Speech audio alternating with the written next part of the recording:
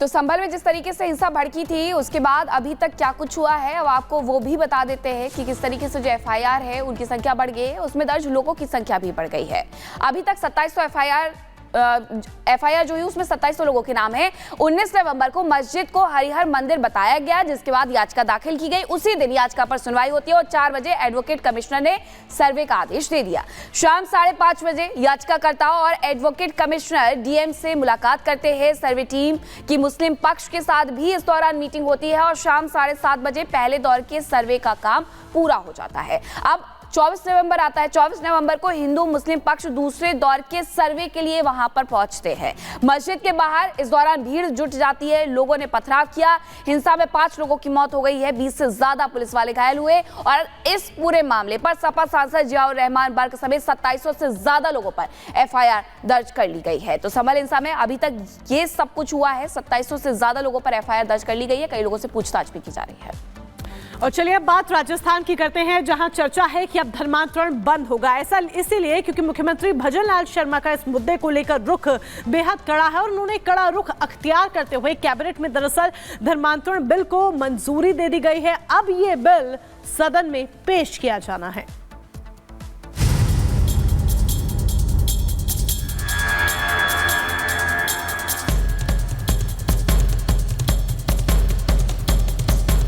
अब राजस्थान भी उन राज्यों में शामिल होने जा रहा है जहां धर्मांतरण बिल लाकर उसे लागू किया गया है।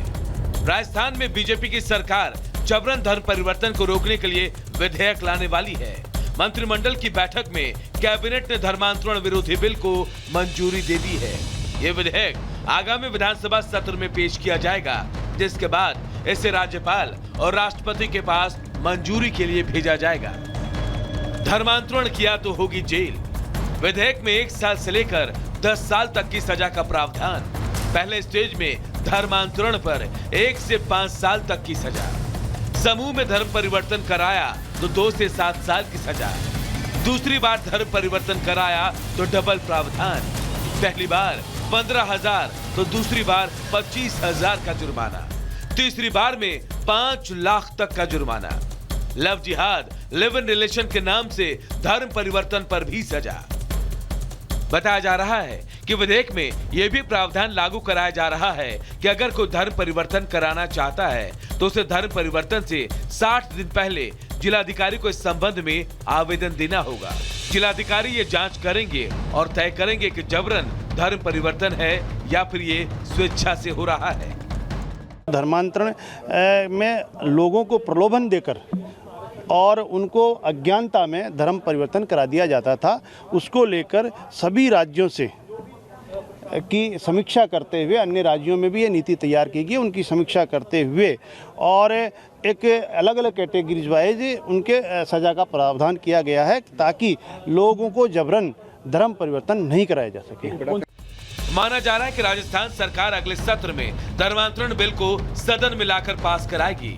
गुजरात, कर्नाटक, झारखंड जैसे राज्यों में बने कानून को मिलाकर इसके प्रावधान तैयार किए गए हैं। उम्मीद की जा रही है कि कानून बन जाने के बाद धर्मांतरण के मामलों में कमी आएगी और दोषियों को जल्द सजा भी मिलेगी।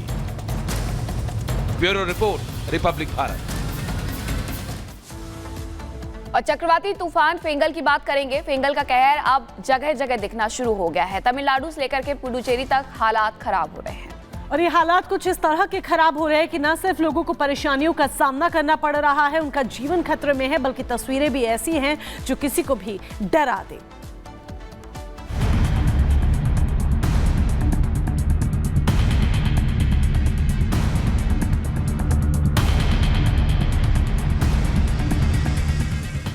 देश के दक्षिण इलाके में भयंकर चक्रवाती तूफान फेंगल का लैंडफॉल शुरू हो चुका है और इसका सबसे ज्यादा असर तमिलनाडु और पुडुचेरी में देखने को मिल रहा है।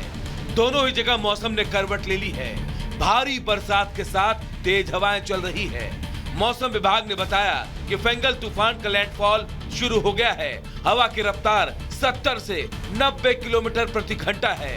इस तूफान का सबसे ज्यादा असर दक्षिण के राज्यों में पड़ा है। फेंगल का कहर। मौसम विभाग ने तमिलनाडु के 7 जिलों में आज सुबह भारी बारिश की चेतावनी जारी की है।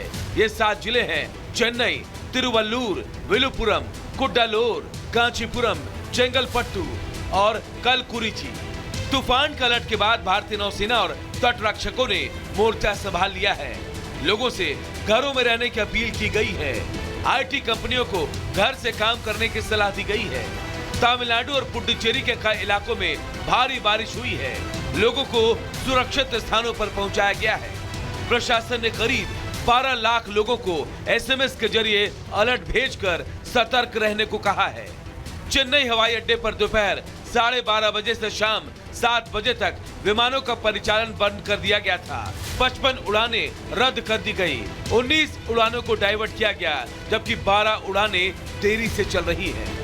तमिलनाडु सरकार ने कई जिलों के स्कूल और कॉलेजों को आज बंद रखने का आदेश जारी किया है। तूफान की वजह से लोगों को सतर्क रहने को कहा गया है। लोगों को समुद्र के किनारे ना जाने और घरों से बाहर ना निकलने की सलाह दी गई है। दक्षिण की सड़कों पर सन्नाटा पसरा है। लोगों में तूफान का डर भी देखा जा रहा है। आईएमडी ने बकायदा पोस्ट कर लोगों को इसके बारे में जानकारी दी है। बंगाल के दक्षिण पश्चिम खाड़ी के ऊपर चक्रवाती तूफान फिंगल पिछले 6 घंटों के दौरान 7 किलोमीटर प्रति घंटे की रफ्तार से पश्चिम की ओर बढ़ा और 30 नवंबर 2024 को देशांतर के निकट उसी क्षेत्र पर केंद्रित था। महाबलीपुरम से 50 किलोमीटर दक्षिण पूर्व, पुडुचेरी से 80 किलोमीटर पूर्व, उत्तर पूर्व और 90 किलोमीटर दक्षिण पूर्व में चेन्नई, इसके लगभग पश्चिम की ओर बढ़ने और इस दौरान 70 से 80 किलोमीटर रफ्तार के साथ 90 किलोमीटर की रफ्तार तक चक्रवाती तूफान के रूप में यह पुडुचेरी के करीब कराईकल और महाबलीपुरम के बीच उत्तर तमिलनाडु पुडुचेरी के तटों को पार कर सकता है। तटों के पास पहुंचते समय सिस्टम की गति धीमी रहने की संभावना है। इस अलर्ट के बाद कहा जा रहा है कि आज का दिन महत्वपूर्ण है और आज भी फिंगल का असर दिखने वाला है। ज्यादातर दक्षिण इलाकों में भारी बारिश हो रही है। सड़कों, अस्पतालों और कई जगहों पर पानी भरना शुरू हो गया है। हालांकि ये भी माना जा रहा है कि तट से टकराने के बाद इसका असर थोड़ा कम हो सकता है। यानी दक्षिण के लोगों के लिए आज का दिन भी भारी रहने वाला है। Bureau report, Republic Bharat.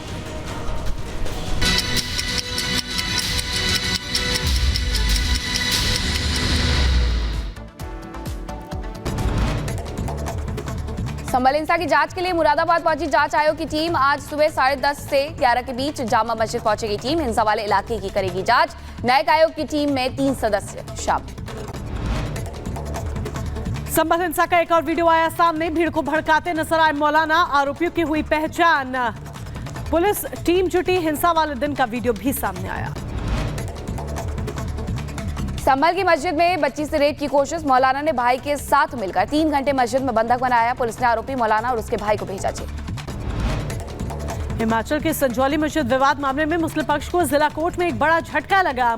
मस्जिद की 3 मंजिल तोड़ने का आदेश बरकरार। नगर निगम के फैसले के खिलाफ दायर की गई थी याचिका। संत कबीर नगर में यूपी के कैबिनेट मंत्री नंद गोपाल नंदी के काफिले का वाहन दुर्घटनाग्रस्त हुआ। काफिले की गाड़ी ट्रैक्टर से टकराई। हादसे में 2 जवान घायल। मध्य प्रदेश के खरगोन में यात्रियों से भरी बस पलटी। हादसे में 4 लोगों की मौके पर मौत। गंभीर रूप से घायल को अस्पताल में भर्ती करवाया गया। तेज रफ्तार की वजह से हुआ हादसा। रायबरेली में तेज रफ्तार बाइक की आपस में जोरदार टक्कर। हादसे में एक युवक की मौके पर दर्दनाक मौत हो गई। दूसरा युवक गंभीर रूप से घायल है। जिला अस्पताल रेफर किया गया। सहारनपुर में ट्रक ने 2 बाइक सवार को कुचला। हादसे में 3 लोगों की दर्दनाक मौत। 4 लोग गंभीर रूप से जख्मी हो गए। बदायूं में तेज रफ्तार पिकअप और बाइक की टक्कर। हादसे में 2 लोगों की मौत। पुलिस मामले की जांच में जुटी। ग्रेटर नोएडा में टोल प्लाजा पर मारपीट का वीडियो सामने आया है। टोल कर्मचारी और ट्रांसपोर्टर में मारपीट हुई। बिना टोल दिए ट्रांसपोर्टर ने टोल प्लाजा से निकाली गाड़ी। राजस्थान के हिंडौली से सामने आई हैरान कर देने वाली घटना। महिला को डायन बता करके किया गया प्रताड़ित। महिला के बाल काट करके उसका मुंह काला किया गया। इतना ही नहीं, महिला के शरीर को लोहे की गर्म रॉड से भी दाग कर दिया। महिला को प्रताड़ित करने के मामले में पुलिस ने गिरफ्तारी की है। 4 महिला समेत 8 लोगों को पुलिस ने गिरफ्तार किया। इलाज के नाम पर भोपा घोटले से महिला का लोहे से दागा। बिहार के अररिया में बदमाशों के हौसले हुए बुलंद। पैक्स अध्यक्ष को बदमाशों ने गोली मारी। गंभीर हालत में अस्पताल में कराया गया भर्ती। गुस्साए ग्रामीणों ने गिरफ्तारी की मांग की। दिल्ली के न्यू उस्मानपुर में ड्यूटी पर तैनात कांस्टेबल पर चाकू से हमला किया गया। पुलिस से मुठभेड़ के बाद बदमाश को गिरफ्तार किया गया। कांस्टेबल पर चाकू से हमला हुआ है।